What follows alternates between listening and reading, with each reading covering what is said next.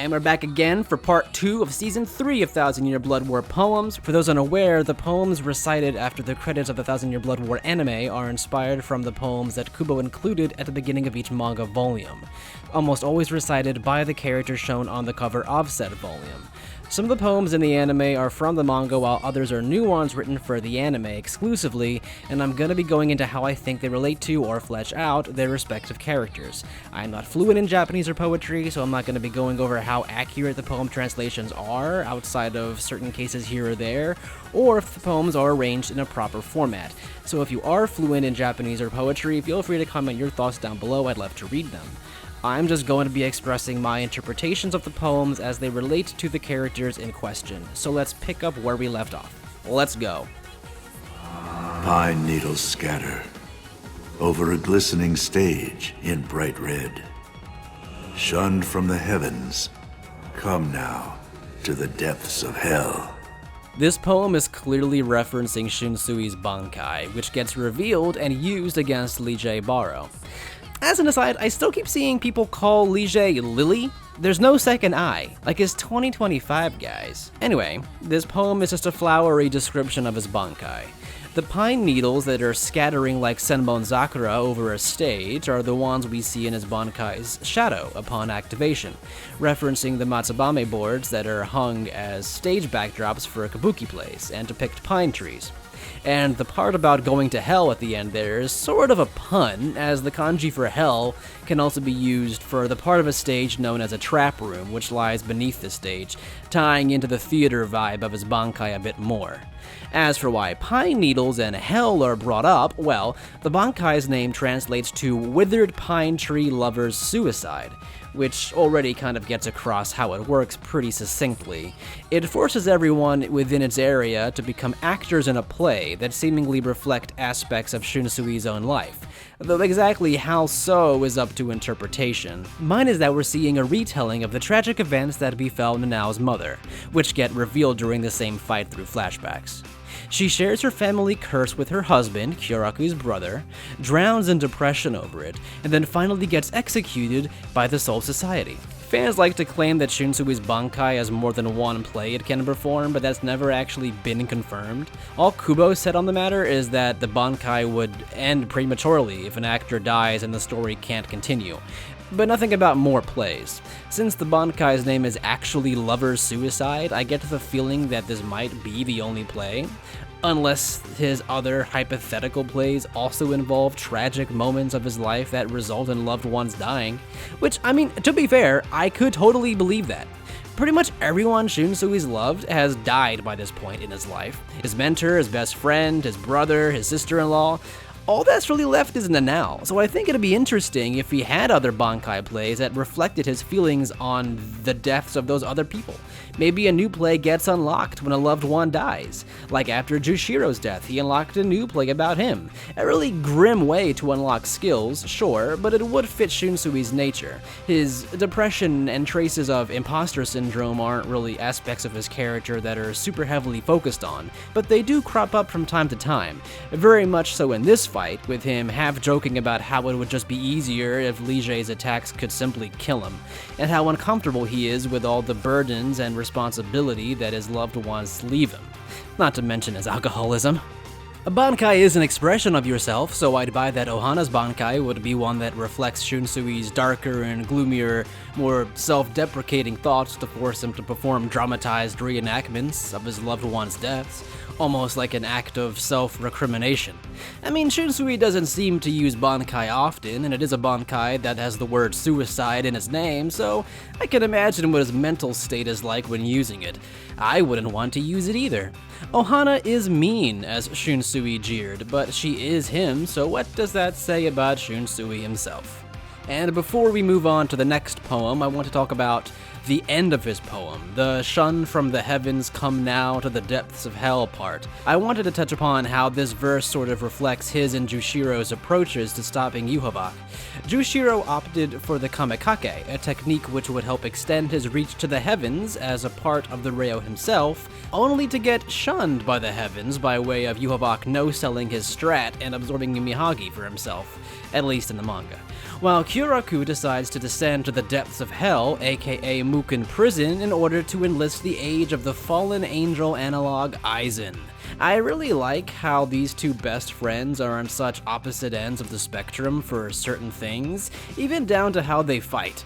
Jushiro's creed is about not interfering in battle lest you wound a soldier's honor, while Kiraku will interrupt a fight between others without a second thought because in his eyes everyone is the bad guy as soon as a fight breaks out. None of this really has anything to do with the poem itself, but it is a fun facet of Shinsui and Jushiro's characters that I really like. My child's hand, so lost, wandering in search of mine. Close but far I take your hand, together we will walk to the end. Despite being narrated by Nemu, I always thought this one made more sense as Mayuri's poem. I mean, heaven forbid he gets a fourth fucking poem. As in, Mayuri saying my child's hand makes more sense than Nemu saying it, because Nemu is the child in this context. But I guess it's Nemu musing on how Mayuri thinks of her. She views Mayuri as a father who sees her as lost and in need of his assistance, which is an interesting viewpoint, I suppose. She always did have a more charitable opinion on Mayuri's character than everyone else. So her understanding deep down that Mayuri did care for her would track, especially since this is the moment that we see Mayuri did hold genuine feelings for her, in his own weird way. Though I'd argue that the reality is the opposite here, and that Mayuri is the one whose hand is wandering in search of Nemu's, because she is proof of his successful research into making Kompaku, and without her he'd feel lost or incomplete, or at least without her he wouldn't be able to gloat to Kisuke. I would also like to point out here that Mayuri's Zanpakuto Ashisogi Jizo references Jizo, the Japanese name for the bodhisattva who acts as the guardian for children and is the patron deity of dead children specifically, as well as fetuses, albeit with a more unsettling twist, as it's Mayuri, of course, with this Shikai translating more like the Jizo who butchers small creatures. The creatures in this case referencing babies or fetuses. It's supposed to give off the impression of someone who doesn't view babies as anything more than, like, cattle. Quite the opposite of an actual Jizo. Such as with his memory program, he doesn't view the artificial Kompaku that are growing and subsequently dying as anything more than just things, just experiments. At least until Memory number 7 comes along. It's also why his release command is claw out, as in claw a fetus out of the womb, like tear it out. Which all ties into why his Bankai is designed the way it is, especially his modified Bankai, which has more overt abortion and childbirthing themes. But all of this context makes this final poem of his and Nemu's a bit more meaningful, as it's actually painting him in the light of a real Jizo, with him being protective of his child at the very end. I'll always kind of wish that Nemu didn't die here though. I always figured that in a story arc about Quincy's, Mayuri getting his comeuppance and dying to them would have made more narrative sense, but Mayuri is one of Kubo's favorite characters, so that was never gonna happen. And I mean, hey, I like the guy too, he's a fun character, but part of me does wish to see what a post-Mayuri Squad 12 would look like, especially if Nemu is the one to succeed him. Shared memories, unspoken. The mirror transmits from the shadows. The format of this poem is all kinds of butchered in English. It's supposed to have a parallel rhythm between the two lines, but I have no clue how to form an accurate English translation that shares that flow. The memories shared with no one, the shadows shared the mirror. I don't know. That doesn't sound good at all, but I mean, hey, I can still hate on the official translation despite not having any better alternatives, right? Right? Anyway, I don't know what to tell you about this one. If you haven't pieced it together on your own, that this is about Nanau's Deus Ex Axis Machina Mirror Blade, you might need to hop off TikTok and start rebuilding your attention span. Not much to talk about with this one, but Nanao isn't much of a character in the first place. Sorry Nanao fans, all 4 of you, but she's definitely just a lieutenant of all time. The unspoken memories refer to all the stuff regarding her mom that she secretly knew all along that Shinsui never shared with her, and the mirror transmitting from the shadows is about her Shinken Hakyoken and how she jumps out of the shadows using it. Now, I'm actually not a huge hater of this ass-pull mirror sword. I think it's kind of a cool bit of world building, albeit not anything that goes anywhere. My own theory, and I'm sure the theory that many others had at the time, was that this was the blade that originally split the Rayo into many pieces, his arms, legs, heart, etc. Since its ability is to divide God's power or whatever, and of course in the case of Lige, this works on him presumably because he's been boosted by Yuhavak, who is the son of the Soul King, so he has at least a little bit of the essence of God, quote unquote, in him, which is what made me think that that was the sword used on the Rayo to divide his power, in a backwards train of thought kind of way. Of course, that doesn't seem to be the case at all, but I still think it was a neat theory at the time.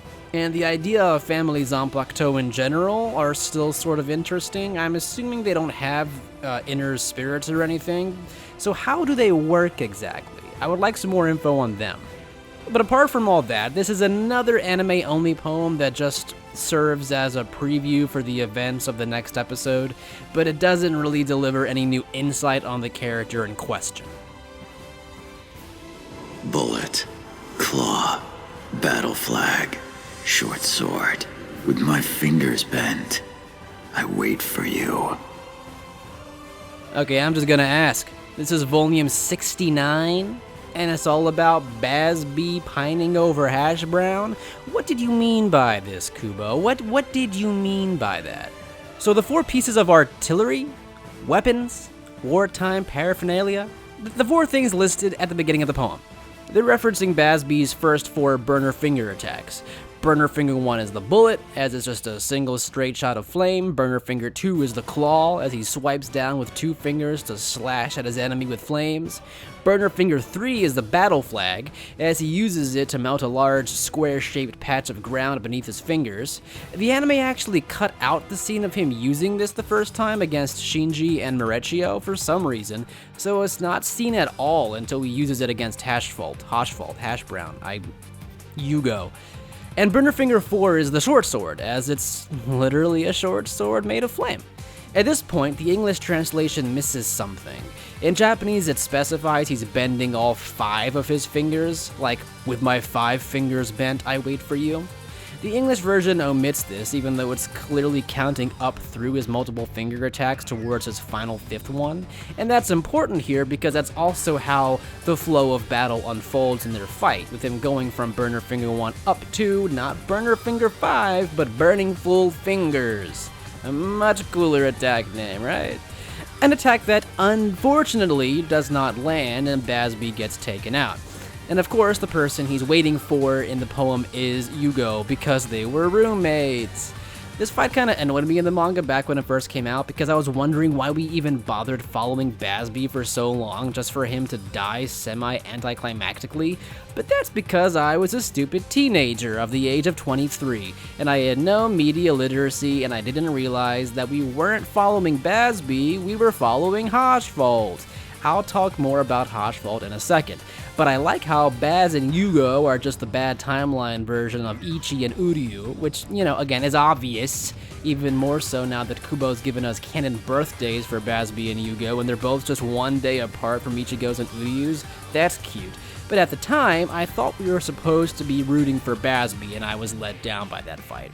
But oh well, Yugo's the real main character here, so let's talk about him, because he's a super interesting character. I said that sarcastically, but I actually do mean that. There is no pain, as long as I keep my eyes on the balance scale. Hoshvold is really one of the more interesting characters in this series to me because a lot of who he is rests on Kubo's more subtle approach to character building, and his poem ties into that, but I think to get across what I intend to say about his poem, we have to go back and look at Hoshvold from the beginning of his arc. When he was a kid, him and Bazby were friends until Yuhavak arrived and told Hoshvold that he needed him. Now, Yugo had always been a very timid child, abused by his only relative, and only kept around by Bazby more or less out of pity / as his sidekick. But for the first time in his life, Yugo was told that he was needed, and so he immediately took Yuhavak's side over Bazby. He sacrificed his friendship for his loyalty to Yuha. And since then, he'd been living in layers of denial, pushing his regret deep down and ignoring it while justifying his decisions in one way or another to keep a balanced peace of mind. Up until Uryu arrived and unknowingly challenged his entire belief system that he'd been building for himself. Because Uryu is the opposite of Yugo. He was given power and importance by Yhwach, but he deems his friends more important. And on top of that, he has no intention of sacrificing one for the other. He'll keep his shrift and his friends. Fuck making a decision. And this pisses Haschwald off. Uryu's existence serves as the antithesis to everything Yugo does to keep himself balanced, and he refuses to accept that. He refuses to accept Uryu as a person. He hates Uryu for it, because Yugo clearly regrets forsaking Basby, but he tells himself that sacrifices are necessary for your own betterment, and that Yuha was the superior choice because clearly he benefited from it more. And he continues to claim this to the bitter end, lying dead in denial with his sword emblazoned with Basby's emblem a minute after stating that hasty decisions, visually depicted by his forsaking of Basby, always lead to regret. Haschwald lives his life in denial and turns his eyes away from anything that might make him actually face reality. Which brings us back to his poem. The image shows Haschwald with his eyes cast downwards, and it seems to be taken from when he swaps powers with Yhwach and acquires the Almighty for the first time that night, allowing him to see the future. At this point, he claims that the power to see the future is a cruel ability, because to Haschwald it goes against how he operates. He keeps his peace of mind by turning his eyes away and ignoring the things that bring him discomfort, which is why he ignored Basby for all those years and why he can't stand Uryu at all. He's able to weigh his choices on his balance, impartially and objectively, because he's chosen to ignore everything that might upset him. He doesn't want to look at it, but he can't do that with the Almighty. He's forced to see things that he'd rather not want to, and he finds it cruel. He's not able to keep his eyes on the balanced scale anymore, and so there is pain. If my words had a form, they wouldn't reach you. Standing in the dark. And last but not least, Uryu Ishida. This is basically just Uryu being an edgy teenager and saying, "Ugh, nobody gets me."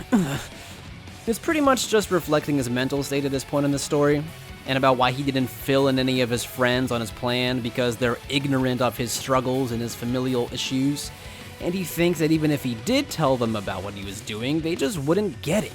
Of course, that doesn't mean anything to Ichigo and his friends. They'll help Uryu regardless because they're friends.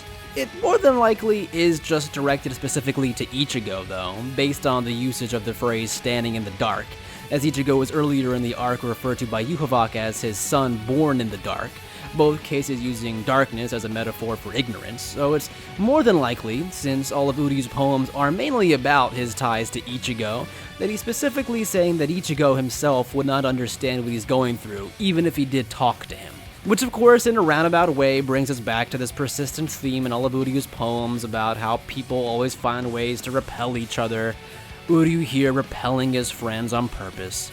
I also personally think that this poem is supposed to harken back to Ichigo's very first poem, as well as the first poem in the entire series, which in English is translated as, "We fear that which we cannot see," but in Japanese is more like, "We fear it because it has no form."